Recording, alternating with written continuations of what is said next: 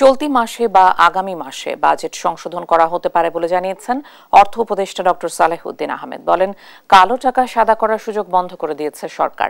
সকালে সচিবালয়ে রপ্তানি উন্নয়ন ব্যুরোর কর্মকর্তাদের সাথে বৈঠক শেষে সাংবাদিকদের এ কথা জানান তিনি। বলেন, জিডিপির বাস্তব প্রবৃদ্ধি জানার কাজ চলছে। খুব শিগগিরই চলতি বছরের রপ্তানির সংশোধিত লক্ষ্যমাত্রা প্রকাশ করা হবে বলেও জানান উপদেষ্টা।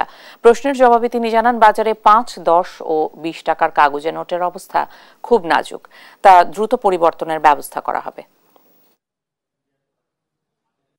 ক্যালকুলেশনটা জিডিপি সাধারণত আমাদের প্রোডাকশন মেথডে করে, তাই না? প্রোডাকশন মেথডে করে, বিভিন্ন সেক্টর 19টা সেক্টর করে। অতএব এই জিডিপির ফ্যাক্টরে এফেক্ট খুব বেশি হবে কি না হবে সেটা ওই আগামী সেটা প্লেস করার জন্য বলেছি, ওটা আপনি জানতে পারবেন। আমরা টাকাটাই এমন মিস হ্যান্ডেল করি, এই ইসের মধ্যে লুঙ্গির মধ্যে গুঁজে দিই, এই মানি ব্যাগের ভাঁজ হয়ে যাবে, এগুলো হয়। এগুলো আমরা চেষ্টা করেছি, আমার সময় থাকতে টাকাটা আরো ডিউরেবল করা যায় না। অতএব এটা যত তাড়াতাড়ি রিপ্লেস করে